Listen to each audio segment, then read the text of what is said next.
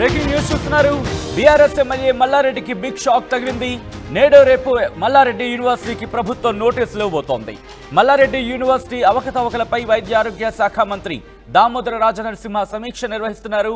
College university నుంచి NOC తీసుకోకుండానే UGC నుంచి deemed హోదా తెచ్చుకున్నట్లు గుర్తించింది ప్రభుత్వం.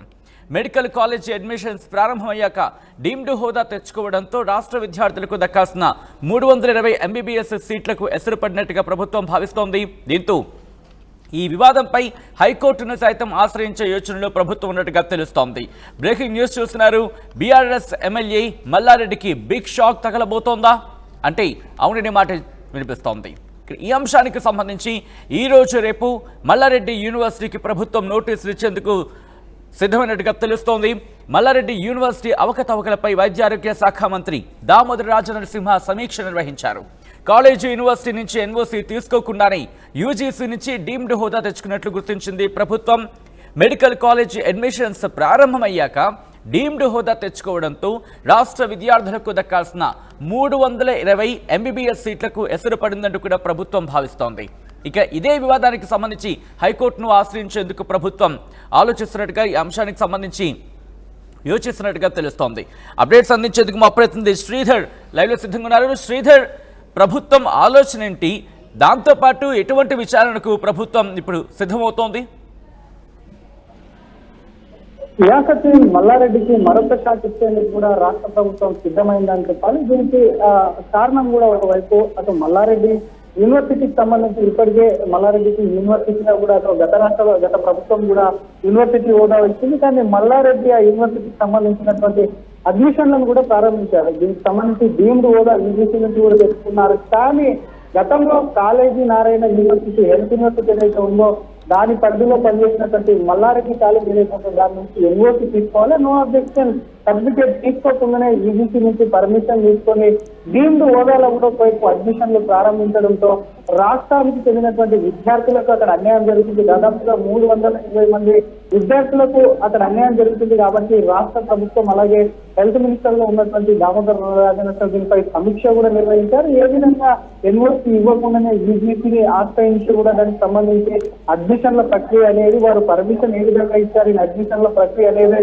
ఎట్లా కొనసాగిస్తున్న దానిపై సమీక్ష నిర్వహించడం కాకుండా అవసరమైతే మల్లారెడ్డి యూనివర్సిటీకి సంబంధించి కూడా ఒకవైపు కూడా హైకోర్టును ఆశ్రయించాలని యూనివర్సిటీ తీసుకోకుండా వెళ్ళాడు అనే అంశాన్ని కూడా అక్కడ ప్రతిపాదించాలని చెప్పి కూడా అధికారులకు సూచించినటువంటి సమాచారం. ఇంకా విన్నాక చెప్తున్నట్టు గత ప్రభుత్వం మల్లారెడ్డి ఈ కాలేజీకి సంబంధించి యూనివర్సిటీగా ప్రతిపాదించింది. ఎప్పుడైతే యూనివర్సిటీగా కూడా ఒకవైపు డీమ్డ్ యూనివర్సిటీగా కొనసాగుతుందో వారికి సంబంధించినటువంటి అన్ని స్వయంగా నిర్ణయాలు అంటే పరీక్షలు నిర్వహించడం కానివ్వండి, రూల్స్ అండ్ రెగ్యులేషన్స్ కానివ్వండి, వాటన్నిటిని కూడా యూనివర్సిటీ పూర్తి స్థాయిలో మేనేజ్మెంట్ దానిపైన కూడా హక్కులు ఉంటాయి. వాళ్ళు అడ్మిషన్లకు సంబంధించినటువంటి ఏదైతే ఉందో అది కూడా వారి ఆధీనంలో జరుగుతుంటాయి. కాబట్టి వారికి సంబంధించి లోకల్ గా ఉన్నటువంటి లోకల్ కేటగిరీ ఏదైతే ఉందో అది ఖచ్చితంగా ఈసారి దెబ్బతింటుంది. కాబట్టి 320 సీట్లు కూడా అక్కడ నష్టపోతారు విద్యార్థులు. కాబట్టి ఇదే అంశాన్ని కూడా హైకోర్టులో ప్రస్తావించాలని చెప్పి కూడా అటు మంత్రి కూడా సూచించినట్టు సమాచారం. మరొక పక్క మల్లారెడ్డికి ఇప్పటికే షాక్ల మీద షాక్లు తగ్గుతూనే ఒక పక్క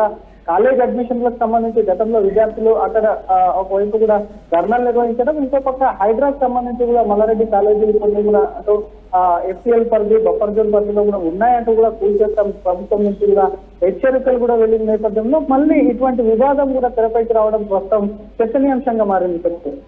రైట్. అయితే ఇప్పుడు మల్లారెడ్డికి సంబంధించి కావచ్చు, లేకపోతే మల్లారెడ్డి కాలేజ్ నుంచి కావచ్చు, లేకపోతే యాజమాన్యం నుంచి ఏమైనా రియాక్షన్ వస్తుందా? వాళ్ళ రియాక్షన్ ఏంటి? సచిన్, డెఫినెట్ గా ఇదే అంశం మీద కూడా ఒకవైపు అటు రాష్ట్ర ప్రభుత్వం కూడా ఒకవైపు మల్లారెడ్డి కూడా అటు వైద్య ఆరోగ్య శాఖ అటు వైద్య విధాన పరిషత్ సంబంధించి కూడా ఖచ్చితంగా కూడా వాళ్ళకి ఎడ్యుకేషన్ డిపార్ట్మెంట్ నుంచి కూడా వారికి సంబంధించి కూడా వాళ్ళకు నోటీసులు జారీ చేసే అవకాశాలు అవుతున్నాయి. ఎందుకంటే ఏ విధంగా అసలు ఎందుకంటే ఒక యూనివర్సిటీ పరిధిలో ఒక యూనివర్సిటీ కింద పనిచేసినప్పుడు దానికి సంబంధించినటువంటి ఎన్ఓసి డెఫినెట్ గా తీసుకోవాలి. అసలు ఎన్ఓసి తీసుకోకుండా ఏ విధంగా యూజీసీ నుంచి వీళ్ళు పర్మిషన్ పొందారు అన్న దానిపై కూడా వివరాలు ఒకవైపు వారికి నోటీసులు ఇచ్చి వారికి దానికి కూడా ఒకవైపు కూడా వివరణ ఇవ్వాలని ఫస్ట్ నోటీసులు ఇచ్చే అవకాశం, ఆ నోటీసులతో సంతృప్తి చేస్తే కూడా ఒకవైపు అధికారులు అదే రిపోర్ట్ను ప్రభుత్వానికి ఇస్తుంది, లేదంటే అటు మంత్రి ఆదేశించినట్టు కూడా హైకోర్టుకి వెళ్తే మాత్రం హైకోర్టులో ఒకవైపు మల్లారెడ్డికి చుక్క ఎదురయ్యే అవకాశాలు ఉన్నాయని చెప్పి కూడా అధికారులు అయితే చెప్తున్నారని.